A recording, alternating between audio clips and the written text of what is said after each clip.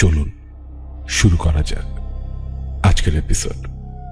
যে কথা বলছিলাম, এই সব কিংবদন্তির ভিড়ে একজন আছে যার গল্প ঠিক অন্যদের মতো নয়, কারণ তার অস্তিত্ব শুধু লোককথায় সীমাবদ্ধ ছিল না।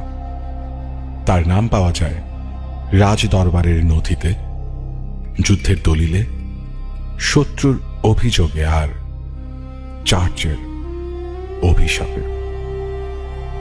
সে কোনো অন্ধকার গুহায় জন্মায়নি, সে কোনো গ্রামীণ কল্পনা নয়, সে জন্মেছিল সম্ভবত কোনো এক সিংহাসনের ছায়ায়।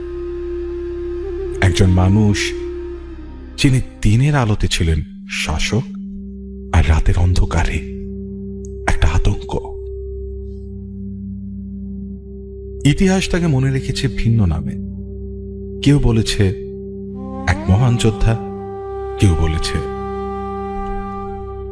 নিষ্ঠুর, নির্দয়, রক্তপিপাসু। কিন্তু সাধারণ মানুষ আরেকটা নাম ফিস ফিস করে বলতো, রাতে দরজা বন্ধ করো, জানালা ঢেকে রাখো, কারণ সে ঘুমায় না। তার শত্রুরা শুধু মারা যেত না, তাদের দেহ সপ্তাহের পর সপ্তাহ পচত না। আর দুর্গের আশেপাশে রাতে কুকুর কাঁদত, পাখি উড়ত না, আর মৃতদের কবর নিরাপদ থাকত না। চার্চ তাকেও অভিশাপ দিয়েছিল, ইতিহাস তাকে নায়ক বানাতে চেয়েছিল, আর লোককথা তাকে অমর করে ফেলেছিল। একটা প্রশ্ন আজও অমীমাংসিত, যদি সে শুধু মানুষ হয় তাহলে মৃত্যুর পরও কিভাবে সে বেঁচে থাকে? কেন শত শত বছর পরেও তার গল্পে রক্তের গন্ধ পাওয়া যায়?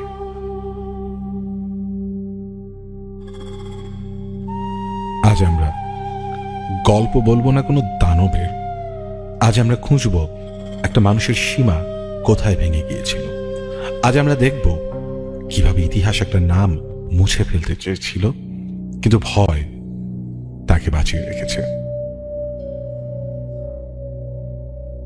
এই গল্প শুরু হচ্ছে একটা জায়গা থেকে, ইউরোপ থেকে।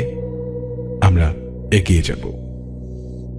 যে রাজার কথা বলা হচ্ছিল তার নাম ভ্ল্যাড। লোকে তাকে ড্রাকুলা নামেও চিনত। কিন্তু আমরা সরাসরি এখনই ভ্ল্যাডের গল্পে যাব না, বরঞ্চ আমরা ঘুরে আসি আরো অন্যান্য জায়গায়, যে জায়গাগুলোতে মানুষ সন্দেহ করত সেখানে ড্রাকুলা আছে, কোনো রক্ত পিপাসু আছে। এবং সেই সন্দেহ থেকে, সেই সন্দেহের ডালপালা এতই ছড়িয়ে পড়েছিল রাষ্ট্রীয়ভাবে, সরকারিভাবে, যে বিষয়ের তদন্ত হয় এবং কবরও খোঁড়া হয়। আমরা আস্তে আস্তে ঢুকব পৃথিবীর সেই ঘটনাগুলোতে। আমরা এখন যা বলতে চাচ্ছি তা নেহায়েত কোনো গল্প নয়, এমনকি এটা কোনো কিংবদন্তিও নয়। এগুলো পাওয়া গেছে সরকারি ফাইলে। এই ফাইলের নিচে ছিল রাষ্ট্রীয় সিল, একজন সামরিক কর্মকর্তার স্বাক্ষর, কোনো লোককথার সংগ্রাহকের নাম, কোনো গ্রাম্য পুরোহিতের নাম, একজন প্রশিক্ষিত দায়িত্বপ্রাপ্ত সরকারি অফিসারের। এই রিপোর্ট লেখা হয়েছিল 1725 সালে ইউরোপে, একটি সাম্রাজ্যের প্রশাসনিক কাঠামোর ভেতর। এখানে কেউ লেখেনি আমরা বিশ্বাস করি ভূত আছে।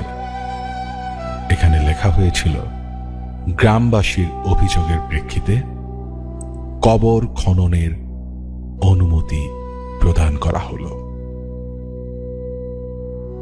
একটা প্রশ্ন এখানে থামিয়ে দেয়, কি এমন ঘটেছিল যার কারণে একটি সরকার মৃত মানুষের কবর খুঁড়তে রাজি হয়েছিল? এটা কোনো আতঙ্কিত জনতার সিদ্ধান্ত ছিল না, এটা ছিল ফাইল খোলা, অনুমতি নেওয়া, স্বাক্ষর দেওয়া এবং তারপর কবর খোঁড়া। আপনি ভাবতে পারেন সরকার কখন কবর খোঁড়ার অনুমতি দেয়? যখন যুদ্ধ লাগে অথবা কোনো অপরাধের প্রমাণ লাগে। কিন্তু এখানে কোনো যুদ্ধ ছিল না, কোনো হত্যাকারী ধরা পড়েনি, শুধু মানুষ মারা যাচ্ছিল। এবং সবাই বলছিল ওরা মারা যাওয়ার পরও আসছে।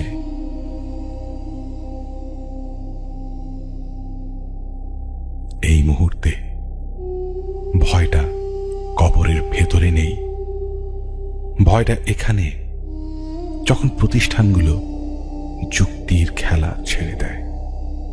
কারণ একজন মানুষ ভুল করতে পারে, একটা গ্রাম ভয় পেতে পারে, কিন্তু যখন একটা রাষ্ট্র মৃতদেহ পরীক্ষা করতে নামে তখন প্রশ্নটা বদলে যায়। এই গল্প ভ্যাম্পায়ার দিয়ে শুরু হয়নি, এই গল্পটা শুরু হয়েছিল একটা স্বাক্ষর দিয়ে। 1725 সালে ইউরোপে তখন অন্ধকার যুগ ছিল না। সে সময়টাতে ইউরোপে ছিল ইউনিভার্সিটিজ, সেই সময়টা ছিল চিকিৎসা বিজ্ঞানের যুগ, আইন এবং ফাইলপত্রের যুগ। এই সময় ডাক্তাররা মানব দেহ কেটে পরীক্ষা করতেন, মিলিটারি অফিসাররা রিপোর্ট লিখতেন, প্রশাসন মুখের কথায় কাজ করত না, সবকিছু চলত কাগজে। যে জায়গার কথা আমরা বলছি সেটা কোনো জঙ্গল না, সেটা ছিল অস্ট্রিয়ান সাম্রাজ্যের অধিভুক্ত একটা এলাকা। সেখানে ছিল চার্চ, প্রশাসনিক অফিস, সামরিক উপস্থিতি এবং চিকিৎসক।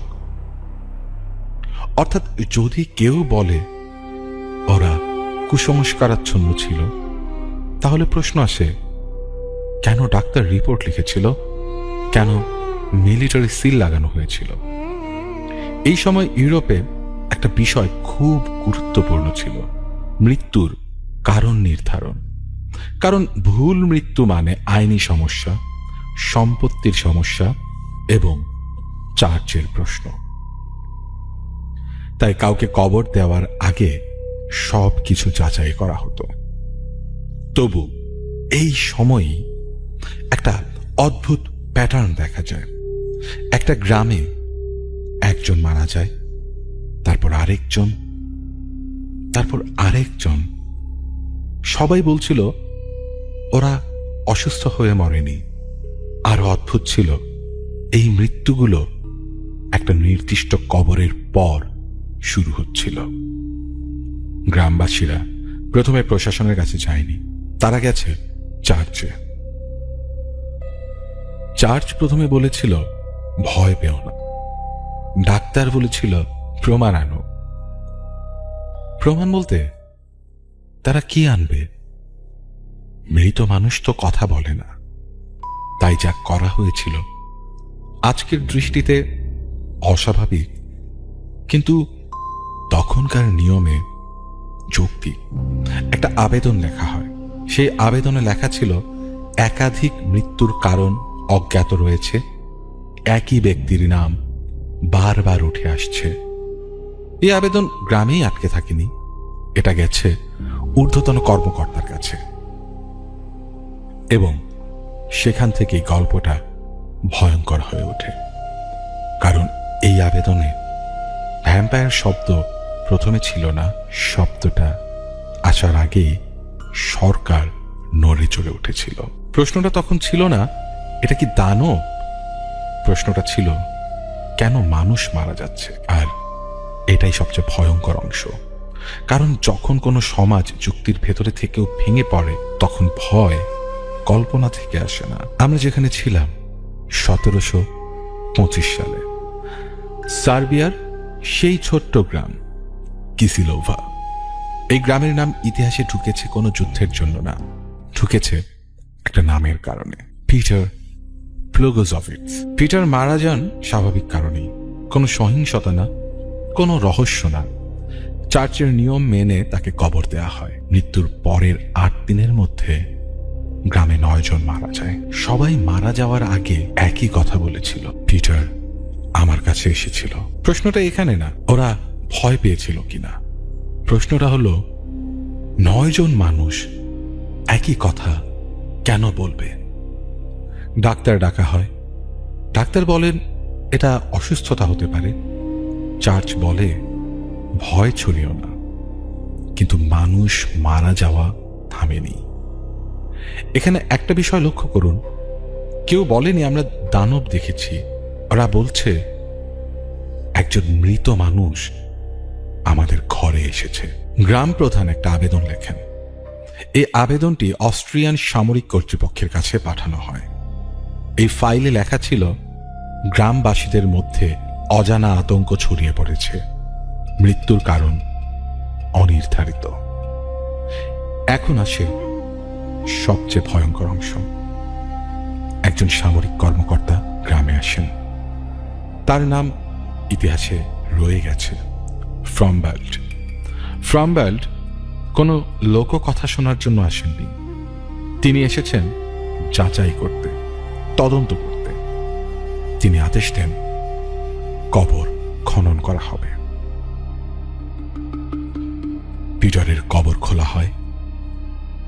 যা পাওয়া যায় তার রিপোর্টে লেখা আছে দেহটি সম্পূর্ণ চামড়া, টান টান, মুখে ও নাসার অন্ত্রে তাজা রক্ত, কোনো পচন নেই, কোনো দুর্গন্ধ নেই। এখানে একটা গুরুত্বপূর্ণ বিষয়, এই পর্যবেক্ষণ কিন্তু গ্রামবাসী লেখেননি, এটা লিখেছে একজন সরকারি কর্মকর্তা। ফ্রমবাল্ড তার রিপোর্টে আরেকটি লাইন যোগ করে, দেহের মুখ খোলা হলে রক্ত প্রবাহিত হয়। এই মুহূর্তে ভয়টা আর কুসংস্কার না, ভয়টা হলো কেন একজন প্রশিক্ষিত অফিসার এমন কিছু লিখবে। এরপর যা ঘটে তা ছিল চূড়ান্ত।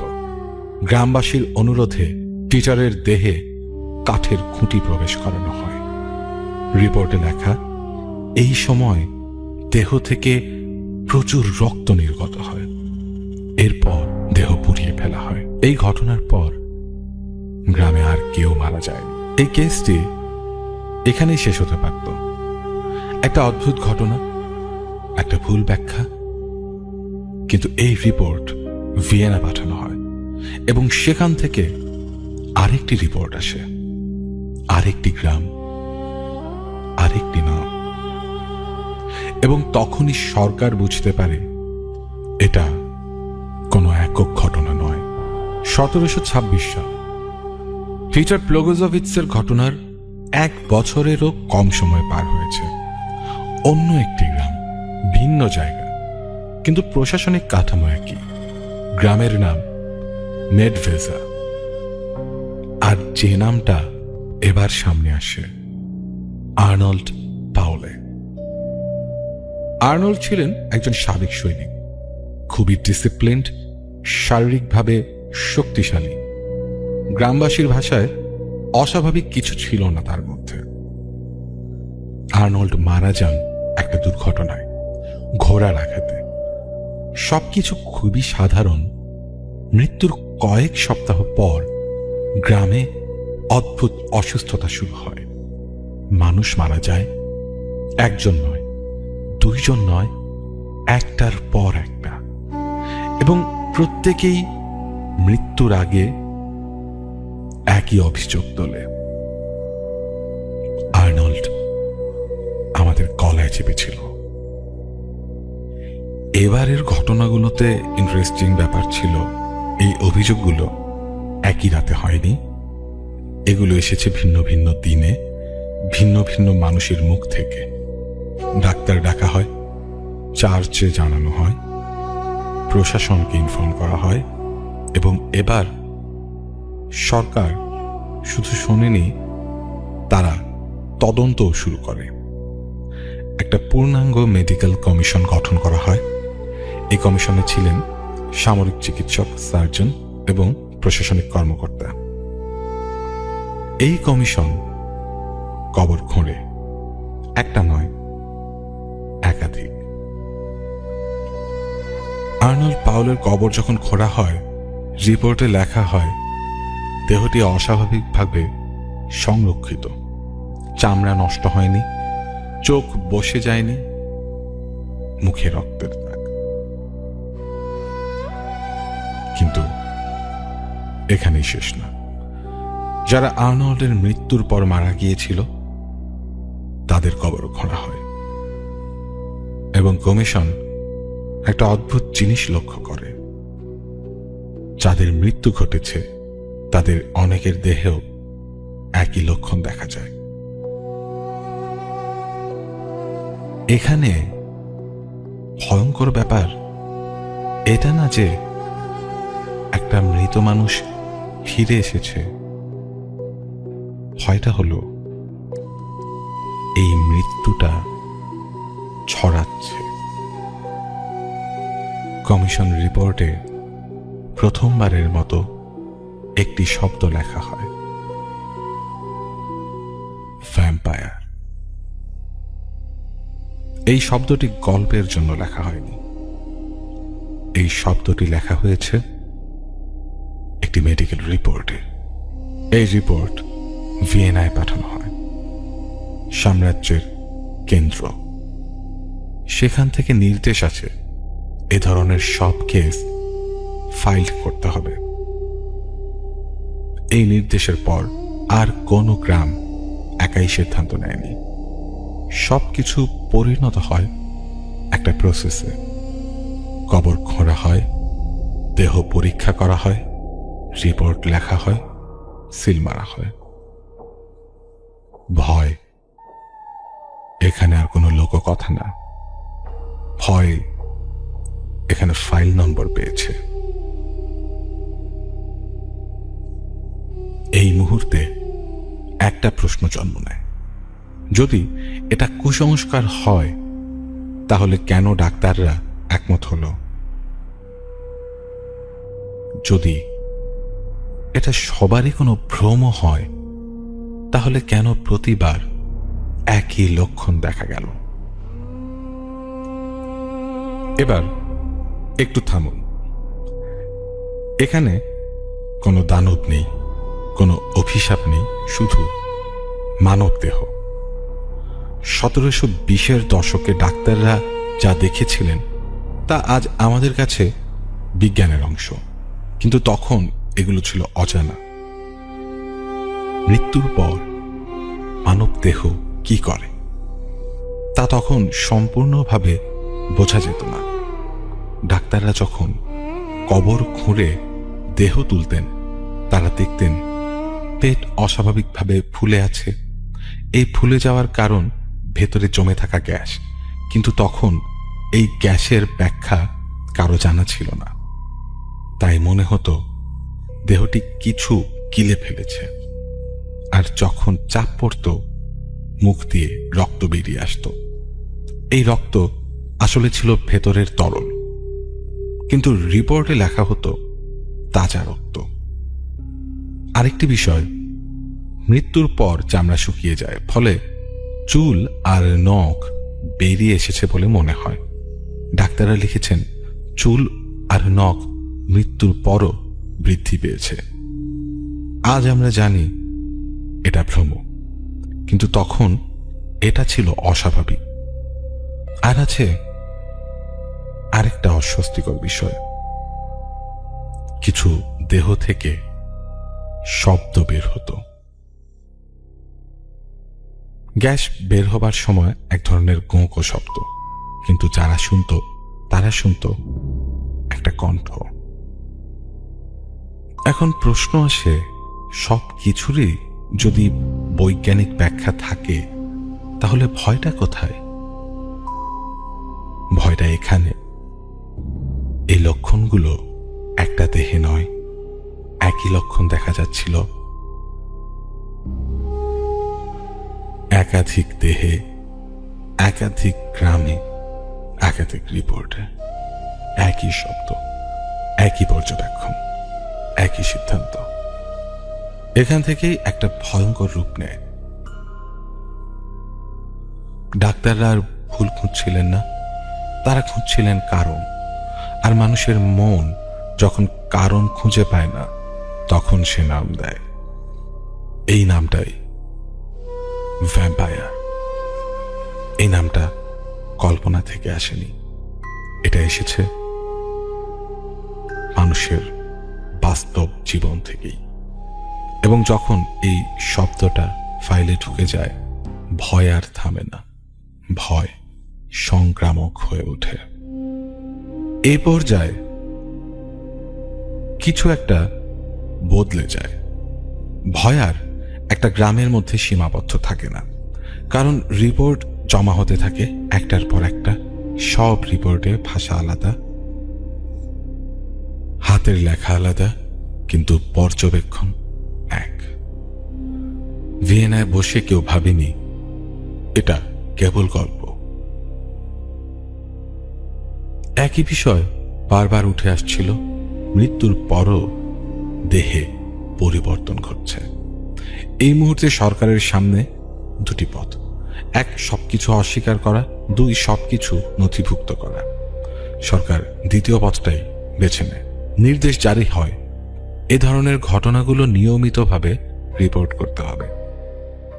এর মানে কবর খোঁড়া আর ব্যতিক্রম কিছু ছিল না, এটা হয়ে যায় একটা প্রোটোকল। ডাক্তাররা জানতেন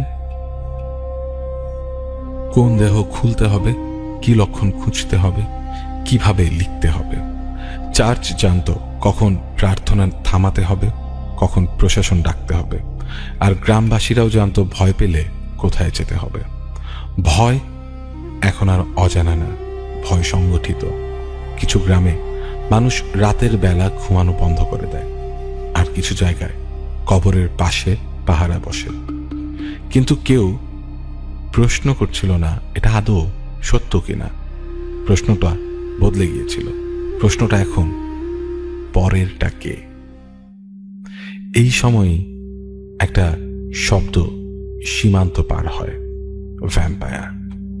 এই শব্দটা লোককথা হিসেবে নয়, ঢুকে পড়ে জার্মান ভাষায়, ফরাসি ভাষায়, ইংরেজি লেখায়। সব জায়গায় একই উৎস, সরকারি রিপোর্ট। কেউ গল্প বানাচ্ছিল না, গল্প নিজে নিজেই লিখে যাচ্ছিল। এবং এই গল্পের একটা মুখ দরকার, একটা নাম, একটা চেহারা। সেই মুখ ইতিহাসে আগেই ছিল। আমরা আস্তে আস্তে ঢুকব একজন বাস্তব মানুষের জীবনে, যিনি দানব না হয়েও দানবের প্রতীক হয়ে ওঠেন। তবে তার ঘটনায় যাবার আগে আমরা আরো কয়েকটা এরকম ইনসিডেন্টসের কথা আজকে আমাদের এই অলৌকিকে নিয়ে আসছি। যে ভয়টা চারপাশে ছড়িয়ে পড়ছিল, সেই ভয়টা আরো পরেও আরো অন্যান্য অনেক বৈশ্বিক কারণের ভেতর দিয়ে ডালপালা গজিয়েছে। এবং এরকম ফাইল আরো অনেক হয়েছে, এরকম রিপোর্ট আরো হয়েছে। 1700 থেকে 1800 এর 1800 শুরুর দিকে, যখন টিউবারকুলোসিসে অনেক অনেক মানুষ মারা যাচ্ছে, সেই সময়কার কথা। ইউরোপ থেকে 1000 মাইল দূরে কোনো রাজপ্রাসাদ নেই, কোনো সাম্রাজ্য নেই, আছে শুধু বরফ আর বরফ। কয়েকটা কাঠের ঘর, আর এমন এক রোগ ধীরে ধীরে পরিবারগুলোকে খেয়ে ফেলছে। নিউ ইংল্যান্ড, 1800 শতকের শেষ ভাগ, 19 শতকের শুরু। লোকেরা বলতো কনজাম্পশন, কারণ এই রোগ মানুষকে একেবারে খেয়ে ফেলত। ওজন কমত, কাশি বাড়ত, রাতে জ্বর আসত, আর শেষে শ্বাস থেমে যেত। আজ আমরা জানি এটা ছিল টিউবারকুলোসিস, কিন্তু তখন কেউ জানতো না একটার পর একটা মানুষ কেন মারা যাচ্ছে। একটা পরিবারে প্রথমে মারা যায় একজন, তারপর আরেকজন,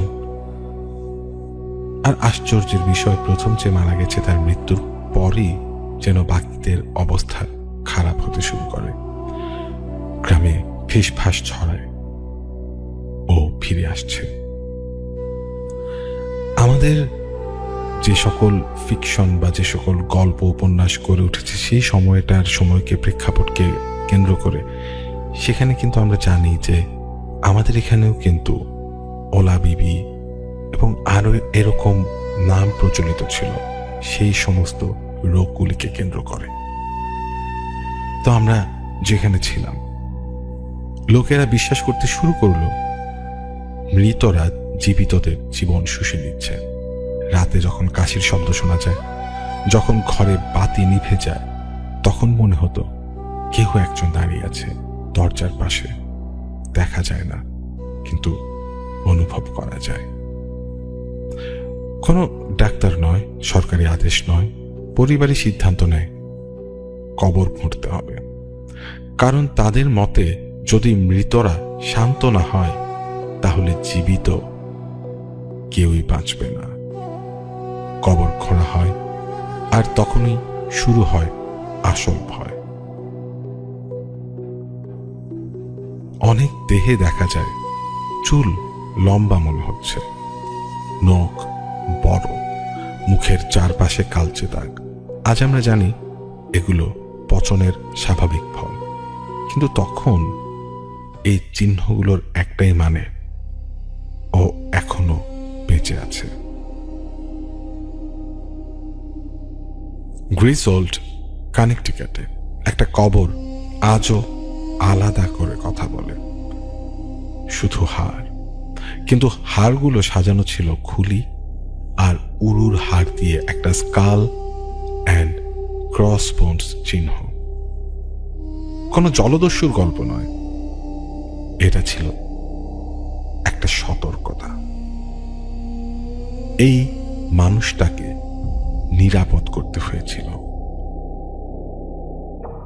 পরে পরীক্ষায় জানা যায়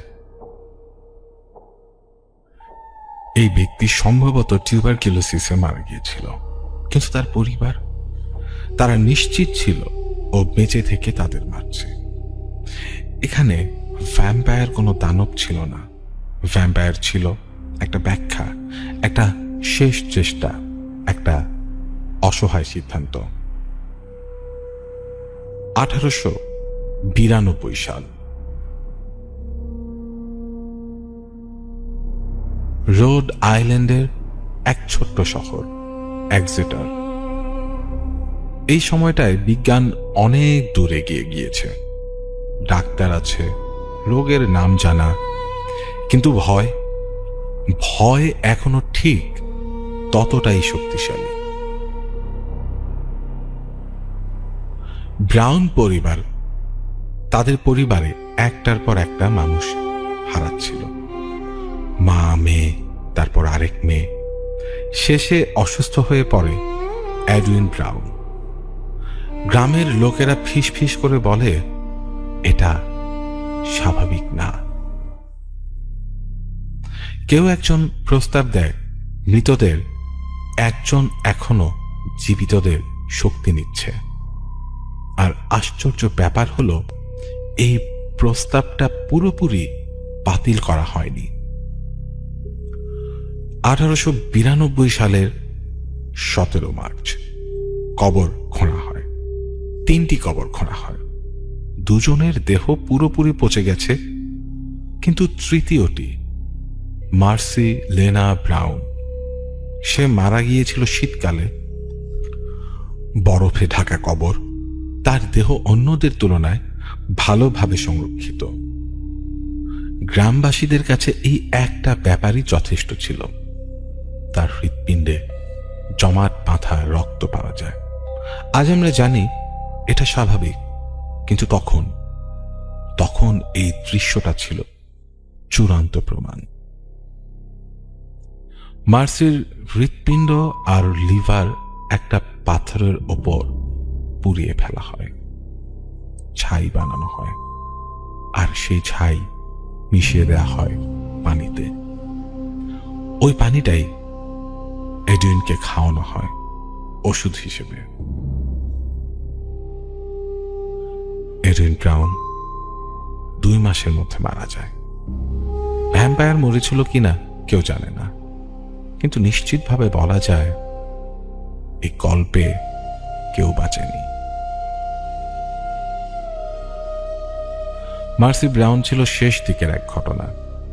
এরপর বিজ্ঞান জিতে যায়। ইউরোপে যখন মানুষ ভ্যাম্পায়ারের কথা বলতো, এই বাংলার মানুষ তখন ভয় পেত আরেকটা নাম শুনে, যে নামটার কথাই একটু আগে বলছিলাম, ওলা বিবি। সে কোনো দাঁত বের করা দানব না, সে কোনো কফিন থেকে উঠে আসা মৃতদেহও না, সে আসতো রোগ হয়ে। চর হাওর নদীর ধারে গ্রামগুলোতে হঠাৎ করে একটার পর একটা মানুষ অসুস্থ হতো। জ্বর, গায়ে ফোসকা, শরীর পুড়ে যাওয়ার মতো যন্ত্রণা। আজ আমরা জানি এটা ছিল স্মল পক্স বা কলেরার মতো রোগ, কিন্তু তখন বলা হতো ওলা বিবি গ্রামে ঢুকেছে। আর ভয়টা শুরু হতো রাত নামলেই। লোকেরা বিশ্বাস করত ওলা বিবি রাতে হাঁটে। সে দরজায় কড়া নাড়ে না, সে জানলা দিয়ে ঢোকে না, সে ঢোকে হাওয়ার সাথে। যে ঘরে সে ঢোকে সেখানে পরদিন কেউ না কেউ পড়ে যায়। গ্রামের মানুষ দরজার সামনে রেখে দিত চাল, কলা, লাল কাপড়, প্রদীপ, কারণ বিশ্বাস ছিল যদি খুশি থাকে কাউকে নেবে না। কিছু গ্রামে বলা হতো যদি কেউ তার নামে কথা বলে ফেলে তাহলে সে রেগে যায়। তাই বলা হতো না যে ওলা বিবি এসেছে, বলা হতো মেহমান এসেছে।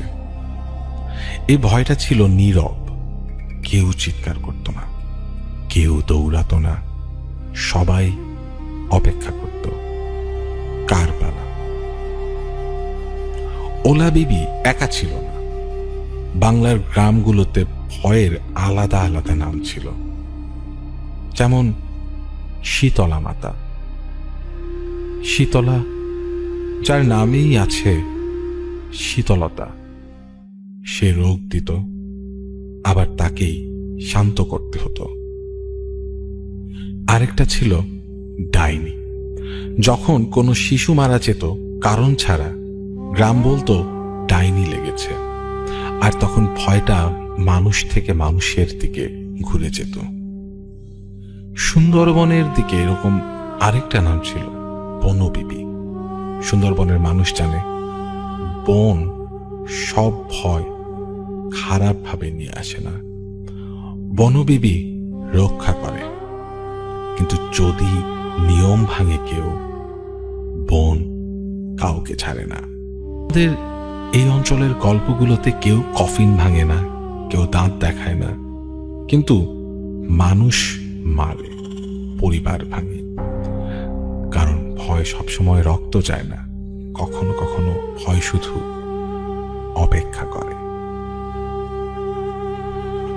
এখানে একটা খুবই ইন্টারেস্টিং ব্যাপার হলো, ইউরোপে যখন মানুষ বলতো the dead are feeding on the living, এই বাংলায় মানুষ বলতো ওলা বিবি গ্রামে ঢুকেছে, মেহমান এসেছে।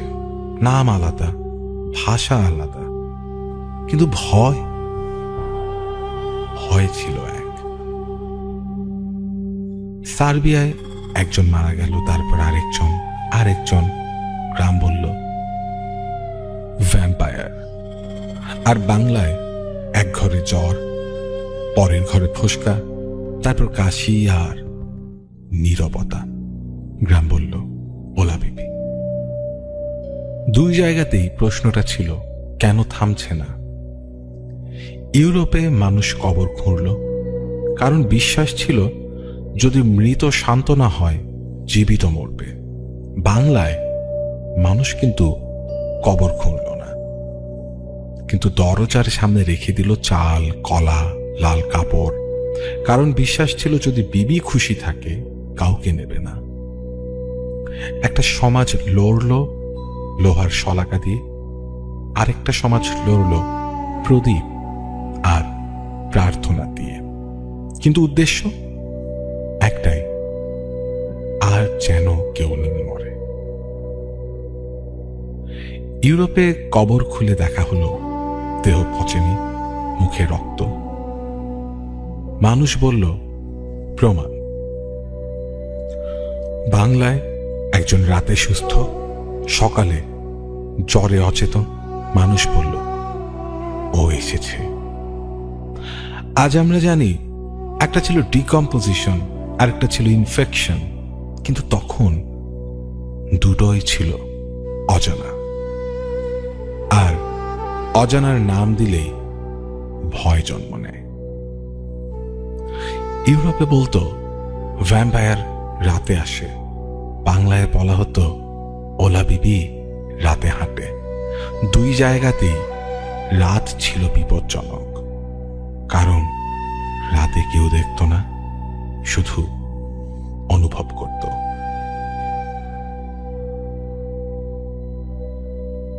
ইউরোপে ডাক্তার এসেছিল, মিলিটারি রিপোর্ট লিখেছিল, তবুও হৃৎপিণ্ড পড়ানো বন্ধ হয়নি। আর বাংলায় কবিরাজ এসেছিল, ফুঁ দিয়েছিল, তবুও মেহমানের জন্য চাল রাখা বন্ধ হয়নি। ইউরোপে ভ্যাম্পায়ার ছিল মৃত মানুষ, বাংলায় ওলা বিবি ছিল দেবী। এক জায়গায় মৃতকে শাস্তি দেয়া হলো, আরেক জায়গায় মৃত্যুকে উপাসনা করা হলো, কিন্তু দুটোই ছিল কন্ট্রোল নেওয়ার চেষ্টা।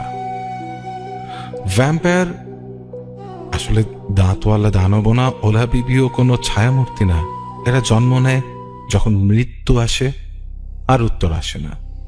একটা সমাজ বলেছে কিল ইট, আরেকটা সমাজ বলেছে প্লিজ ইট। কিন্তু ভয় ভয় শুধু চেয়েছে একটাই, কাউকে থামাতে।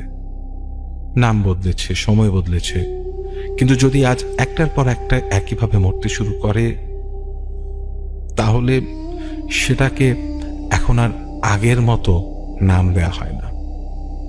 সেটা তো আমরা দেখেছি, কিন্তু সে সময় সেই ভয়গুলো থেকেই তৈরি হতো এরকম এক একটা চরিত্র। ইউরোপের বন, যেখানে রাত নেমে আসে অন্ধকারের মতো, এক নাম ভয় ছড়িয়েছে, ভ্ল্যাড VIII, প্রিন্স অফ ওয়ালাচিয়া। কিন্তু সবাই তাকে এক নামেই চেনে, ভ্ল্যাড দ্য ইম্পেলার। 1500 শতকের মধ্যভূমি, ওই সময় ওল্ড ওয়ার্ল্ডের রাজ্যগুলো শাসন করত ভয়ের রাজা ভ্ল্যাড। একজন রাজপুত্র প্রতিশোধের জন্য জন্ম নিয়েছিল। তাকে ভয় করত না এমন মানুষ ছিল না, কিন্তু সে ভয় করাতো যে কেউ তার সাথে। শুধু ইউরোপ বা আমাদের বাংলা নয়, আফ্রিকান গ্রামের মানুষও মৃতদের নিয়ে ভয় অনুভব করত। নাম আলাদা, রূপ আলাদা, কিন্তু একই ধরন। মৃতরা জীবিতদের জীবন শোষণ করে। কিছু অঞ্চলে তারা বিশ্বাস করত একটা পুরনো দানব বা আত্মা যা রাতে আসে, মানুষের রক্ত বা শক্তি খায়। যেমন নাইজেরিয়ার অ্যাডজে, এক রূপান্তরিত আত্মা যা রাতের বেলায় ছোট প্রাণীর আকার নেয়। এই প্রাণী মানুষের রক্ত বা শক্তি শোষণ করে। ঘানার কিছু গ্রামে আছে ওডাইফো, যে রাতের অন্ধকারে মানুষ শিকার করে, তাদের স্বপ্ন ও শক্তি চুষে নেয়। এগুলো আমাদের বাংলার ওলা বিবি বা ডাইনির মতো মানুষকে ঘুমের মধ্যে আক্রান্ত করে, সুস্থ থাকার শক্তি কমায়, পরিবারে অসুখ বা অশান্তি ছড়ায়। তুলনা করলে একটা জিনিস কিন্তু দেখা যায়, ভয় সব সমাজে একই কাজ করে। মৃতরা জীবিতদের ক্ষতি করে। মানুষের অজানা আর অস্পষ্ট মৃত্যু সুপার ন্যাচারাল এজেন্ট হিসেবে ব্যাখ্যা করা হয়। পরিবার বা সমাজ রক্ষা করার জন্য বিশেষ পদক্ষেপ নয়, কবর খোঁড়া বা আগুন, চাল, লাল কাপড় বা জাদুমন্ত্র। ইউরোপে ফ্ল্যাট বা পাওলের কাহিনী, বাংলায় ওলা ওঠা ডাইনি, আফ্রিকা অ্যাডসে বা ওবাইফো। রীতিনীতি, নাম, বিশ্বাস ভিন্ন, কিন্তু মানসিক ভয় এবং প্রতিক্রিয়া একই। আমরা আমাদের আজকের এপিসোড শেষ করব আরেকজন মানুষের গল্প দিয়ে, সেভা সেভানোভিচ। আমাদের আজকের এপিসোডের প্রধান ক্যারেক্টার ছিলেন ড্রাকুলা। সে ড্রাকুলা থেকেই আমরা চলে গিয়েছিলাম ভ্যাম্পায়ার কিভাবে, পৃথিবীতে মানুষ কিভাবে ভ্যাম্পায়ারের সাথে পরিচিত হলো, ভ্যাম্পায়ারের জন্ম হলো কিভাবে। আমরা আজকে শেষ করব এরকম আরো একটা গল্প দিয়ে।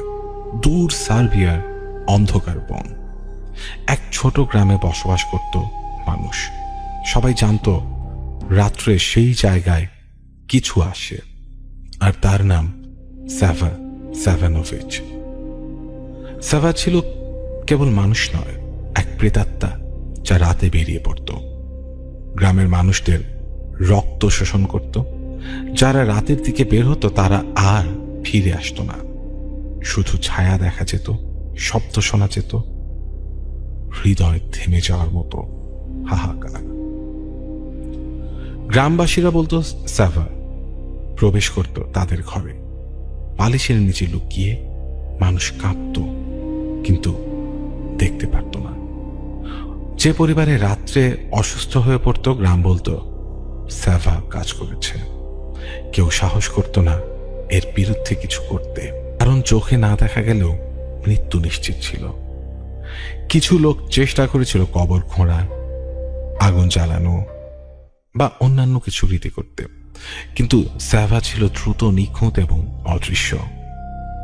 একজন গ্রাম এল্ডার বলেছিলেন, যে রাতে সেভা আসে সে কেবল রক্তই নয়, ভয়ও খায়, আর কেউ বাঁচে না। ইউরোপে যখন ভ্যাম্পায়ারের আতঙ্ক, গ্রামীণ বাংলায় যখন মানুষ ভাবছে ওলা বিবি এসেছে, কিংবা আফ্রিকার কোনো এক জনগোষ্ঠী কোনো একটা ভয়ঙ্কর প্রাণীর ভয়ে কুঁকড়ে আছে, সেই সময়টাতে যেমন ভয় ছিল, সেই সময়টাতে মানুষ যেমন ব্যাখ্যাহীনতার সেই সময়টাকে ভয়ের হাতে সঁপে দিত, এই সময় আসার পরও কিন্তু মানুষের ভয় আছে।